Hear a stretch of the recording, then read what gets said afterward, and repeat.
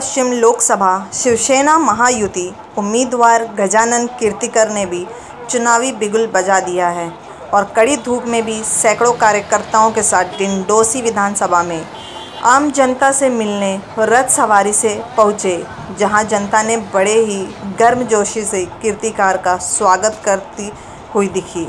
वहीं रथ यात्रा के दौरान पद यात्रा करते हुए शाखा क्रमांक 52 के शाखा प्रमुख संदीप गावड़े ने क्या कुछ कहा, आपको सुनाते हैं।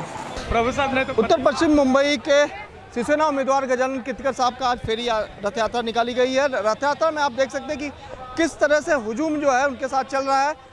इससे माना जा रहा है कि उनका जो पुराना अनुभव है कहीं ना कहीं उनके साथ है। ऐसे में वार्ड क्रमांक 52 के शाखा प्रमुख संदीप गावड़े जी हमारे साथ है, जानकारी देंगे कि किस तरह से इस पूरे रथ यात्रा को अंजाम दिया जाएगा और किस तरह की उनका रुझान है और जनता क्या कुछ कहती है। जैसे आपने देखा ही होगा कि इतने धूप में भी इतने सारे लोग यहाँ पे आए हुए हैं प्रचार में, क्योंकि यहाँ पे गए पहले 4 टर्म आमदार कीर्तिकर साहब रह चुके हैं और 2 टाइम अब खासदार बनने वाले, यानी और वहाँ यहाँ के स्थानिक होने के कारण उनको जो यहाँ पे सपोर्ट है और यहाँ पे जो आज युति की जितने भी हमारे कार्यकर्ता यहाँ पे है, भारतीय जनता पार्टी, आरपीआई, रासपा, शिवसेना, तो ये जल्लोष देख कर आपको तो पता ही चला होगा कि आने वाले समय में मोदी सरकार में सबसे ज़्यादा वोटों से माननीय गजानन कीर्तिकर साहब ही चुन के जाने वाले हैं। कीर्तिकर साहब को इस बार एक बार फिर से मौका दिया गया है। सिर्फ बताया जा रहा है इसलिए मौका दिया है क्योंकि हर बार वो विनर रहे हैं। एक बार भी उन्होंने यानी कि चार बार का एकदम बड़ा पुराना अनुभव रहा है, इसके चलते भी उनको जिम्मेदारी दी गई है। आप मानते हैं कि इस जो उत्तर पश्चिम विभाग है उसमें कोई चुनौती है उनके सामने? मुझे तो कोई चुनौती नहीं लगती है, क्योंकि आप खुद भी देख रहे हो अभी तक चुनौती के लिए कोई आदमी है ही नहीं सामने। चुनौती किसको कहा जाता है? जिनके सामने आगे वाले ने उतना काम करना चाहिए। कीर्तिकर साहब के इतना काम मुझे नहीं लगता उत्तर पश्चिम में किसी ने किया होगा जो उन्हें वहाँ चुनौती दे सकते हैं।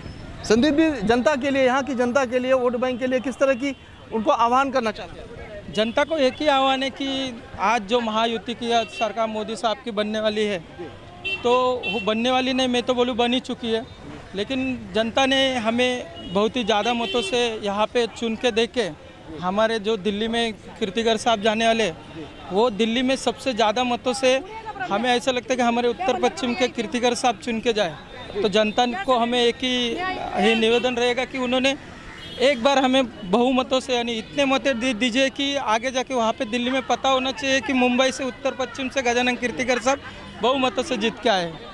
जाहिर सी बात है, ये थे हमारे साथ संदीप गावड़े जी। उन्होंने साफ तौर पे कहा कि उनके विजय श्री निश्चित है, लेकिन ज़्यादा से ज़्यादा मतों से विजयी होना एक चुनौती है, उसके लिए उनकी लड़ाई है।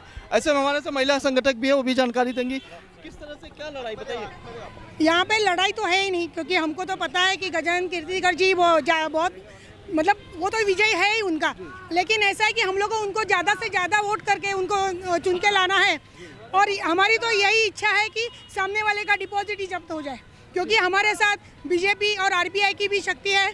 और यहाँ पे गजानन कीर्तिकर जी, उनके काम का जो है वो सिलसिला इतना बड़ा है कि मतलब सब लोग जो उनका अहवाल पढ़ेंगे तो वो जान जाएंगे।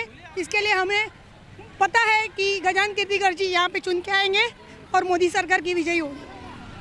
तो देखा, महिलाओं ने भी एक जोश दिख रहा है, जिन्होंने साफ तौर पर कहा कि इस बार विजय निश्चित है, लेकिन बड़ी मात्रा में विजय हो, इसकी कामना के साथ ये लोग उनके पीछे घूम रहे हैं और आने वाले समय में मोदी की सरकार एक बार फिर आएगी, ऐसी लोगों की मंशा है।